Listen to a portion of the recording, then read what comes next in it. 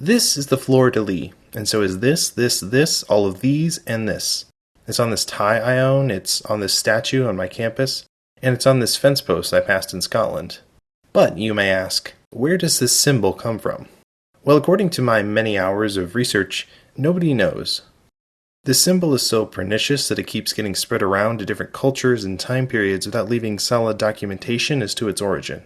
However, although we do not know the very beginning of the Fleur de Lis, or in English flower of the lily, we do know how it has been used since its origin in a number of situations, from knightly symbols to an obnoxious number of aforementioned fence posts. As recounted in Thomas Inman's Ancient Pagan and Modern Christian Symbolism, there are early versions of the Fleur de Lis which were connected with pagan cults.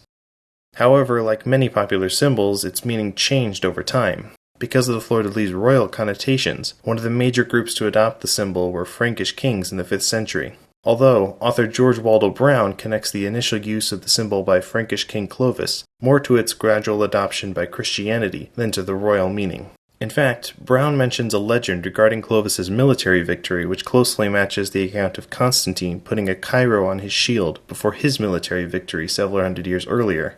In these Middle Ages, the symbol would gradually diverge into two uses, a heraldic and an ecclesiastical form.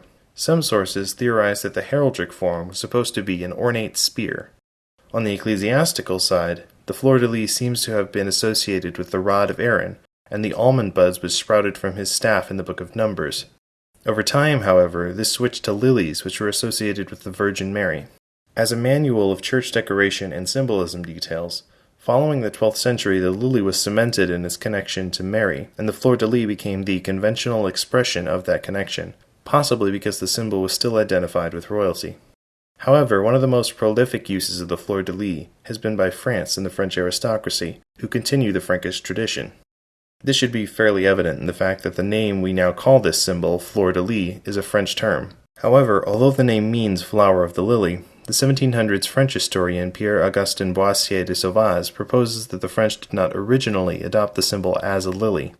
He writes, "The old Fleur de Lis, especially the one found in our first king's scepters, have a lot less in common with ordinary lilies than the flowers called irises, from which the name of our own Fleur de Lis may derive."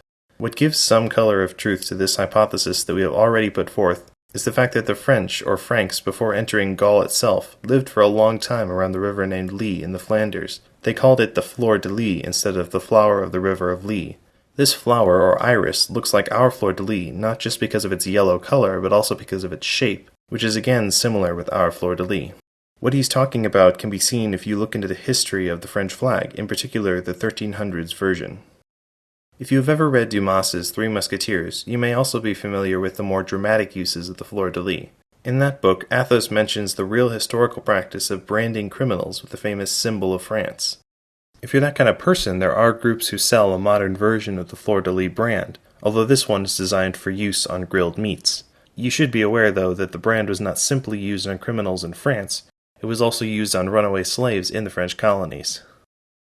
Whatever the origin of the Fleur de Lis, it is still very tied to France and French culture, as well as to Roman Catholicism. For this reason, participants in the French Revolution disliked the symbol, and far less artwork featuring the symbol can be found after 1789. Today, you will see it used throughout the United States and Canada, in particular places which were formerly French colonies or had French influence. Just take a look at the flag of Detroit, Michigan, St. Louis, Missouri, or the old design for Louisville, Kentucky. In 2008, the governor of Louisiana even signed a law to make the Fleur de Lis the official symbol of the state. As for the Roman Catholic connection, search no further than Pope Paul VI's coat of arms, or all throughout St. Peter's Basilica. So that's all I got. This symbol is still super prevalent today, so hopefully the next time you see it, you'll know slightly more about the Fleur de Lis, and you'll be able to sound smarter to your friends or casual acquaintances.